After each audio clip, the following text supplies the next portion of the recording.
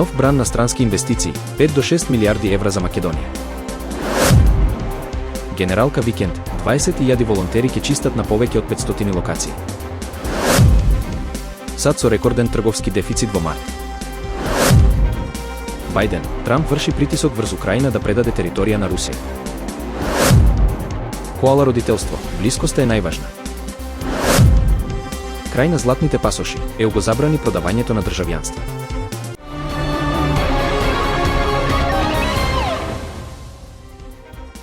Владата најави нов бран на странски инвестиции кој ќе донесе помеѓу 5 и 6 милиарди евра во Македонија. Средствата ќе бидат вложени во инфраструктура, здравство и енергетски проекти, со цел модернизација на државата и подобрување на животниот стандард на граѓаните. Клучни проекти се патната инфраструктура. Инвестиции помеѓу 500 милиони и 1 милиарда евра ќе се искористат за изградба и реконструкција на локални, регионални и експресни патишта. Целта е подобрување на безбедноста и ефикасноста на транспортот. Здравствени установи, ќе се изградат нови клинички центри во Штип и Кичево, а клиничката болница во Тетово ќе биде реконструирана со нови операциони сали и 2 нови оддели. Енергетски проекти, планирано е инвестирање во обновливи извори на енергија, вклучувајќи соларни и ветерни централи, како и реконструкција на железничката пруга Табановце, Гевгелија, која ќе биде дел од Коридор 10. Владата исто така најави проекти во туристичкиот сектор, вклучувајќи развој на ски центар на Попова шапка и обновување на туристичките локации во Охрид. Овие инвестиции се дел од стратегијата за економски раст и стабилизација на јавниот долг, со цел создавање на нови работни места и подобрување на квалитетот на животот на граѓаните. На 9, 10 и 11 мај 2025 година, по петти пат ќе се одржи најголемата годишна национална акција за собирање отпад во Македонија, Генералка викенд. Оваа волонтерска иницијатива, создадена од организацијата Men and Mountain, ќе вклучи повеќе од 20.000 волонтери кои ќе чистат на повеќе од 500 локации низ целата земја. Акцијата е поддржана од ЗЕЛС, Црвениот крст и Министерството за животна средина и просторно планирање. Во неа ќе учествуваат над 600 организации, институции и компании, вклучувајќи еколошки, граѓански и спортски здруженија, пензионерски организации, јавни институции, локални и урбани заедници, градинки, училишта, факултети, волонтери и национални паркови. Официјалното отворање на акцијата ќе се одржи на 9 мај на Скопскиот аквадукт со почеток во 9 часот, каде што повеќе од 200 волонтери ќе исчистат околината на овој историски споменик. Председателката Гордана Силјановска-Давкова апелираше до граѓаните да се вклучат во акцијата, истакнувајќи дека крајно време е да трчаме маратон кон поздрава животна средина и да склучиме примирие со природата.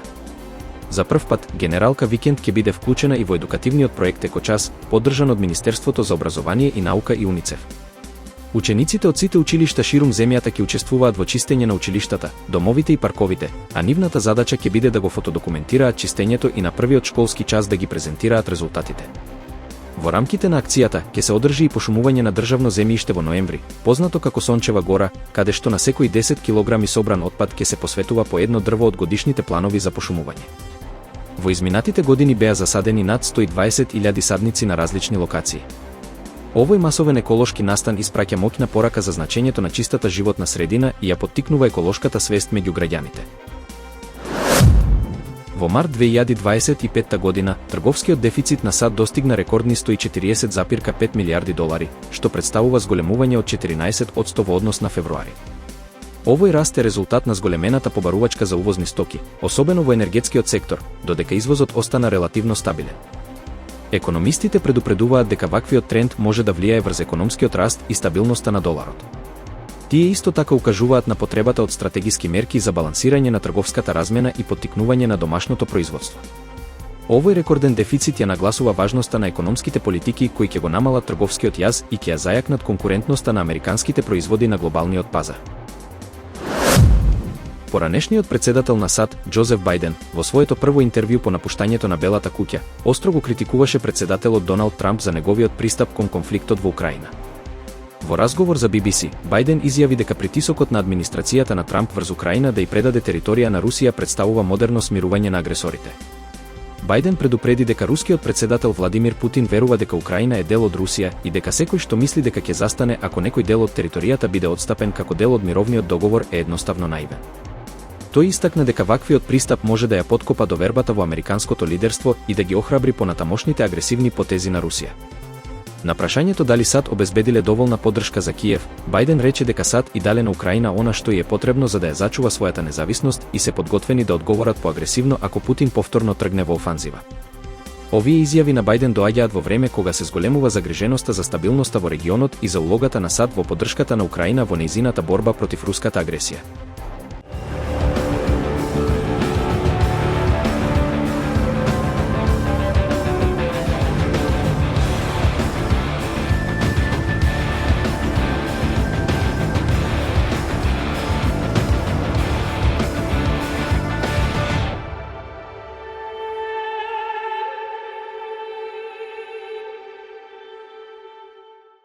Вистина е дека денес постојат различни стилови на родителство именувани по животни, од слоновско до панда родителство, но најновиот тренд кој привлекува внимание е коала родителството.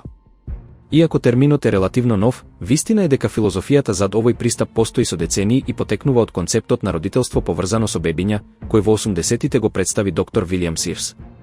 Неговиот модел вклучуваше поврзување од раѓање, доење, носење на бебето, спиење во иста соба, чувствителност на плачот и избегнување на строги методи на воспитување. Вистина е дека коала родителите, како и мајката коала со своето младенче, ја ставаат емоционалната близина на прво место. Тие се исклучително грижливи и чувствителни на потребите на своето дете. Како што објаснува клиничкиот психолог доктор Лили Тајрапетјан, овој стил е насочен кон градење емоционална сигурност и стабилна врска, што се темели на теоријата на приврзаност.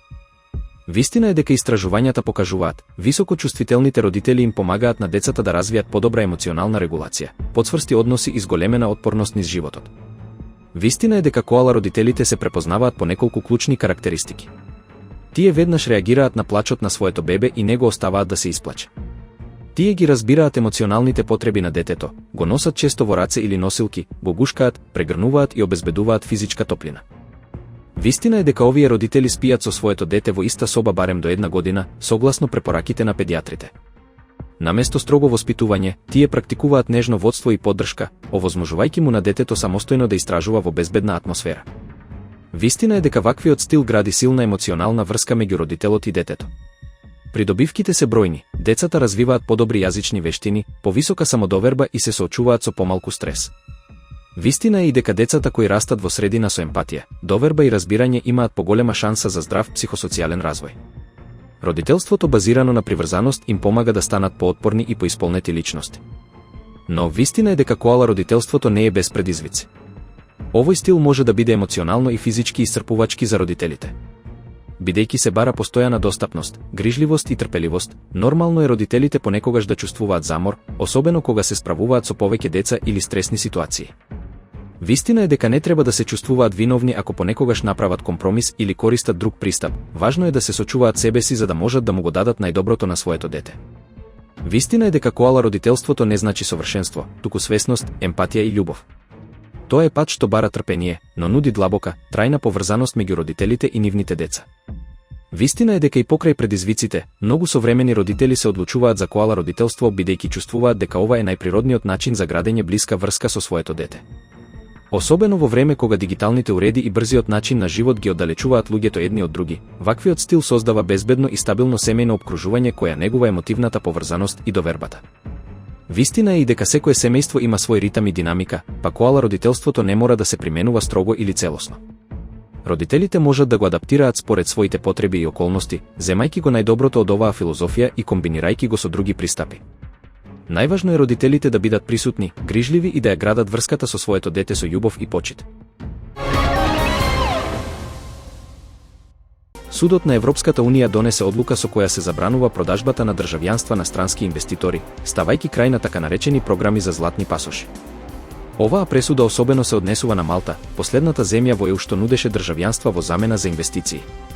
Судот оцени дека ваквите шеми го сведуваат државјанството на комерцијална трансакција, што е спротивно на принципите на солидарност и доверба меѓу земјите членки. Одлуката е резултат на правната постапка што Европската комисија ја покрена против Малта во 2022 година, поради нејзината практика да доделува државјанства врз основа на инвестиции во недвижности. Според комисијата, примателите на државјанство на ЕУ треба да имаат вистинска поврзаност со земјата, а не само финансиска обврска. Мануел Делија, блогер против корупцијата и извршен директор на граѓанската организација Република од Малта, кој 12 години се бореше против оваа програма, ја поздрави одлуката. Тој ја посвети победата на неговата блиска соработничка и пријателка Дафне Каруана Галиција, малтешка новинарка која прва јавно укажа на опасностите од ваквото државјанство преку ред и беше убиена. Иако Малта го суспендираше програмот за руски и белоруски државјани по почетокот на војната во Украина, тој продолжи за други апликанти. Сега, со оваа судска одлука, се очекува Малта да го укине програмот целосно, а Европската комисија ќе следи дали земјата ќе ја исполни оваа обврска.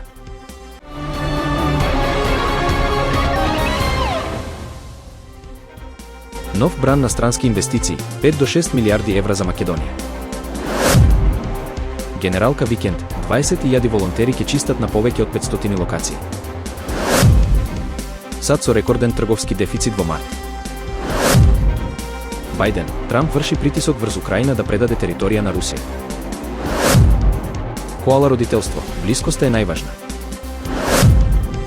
Крај на златните пасоши, ЕУ го забрани продавањето на државјанства.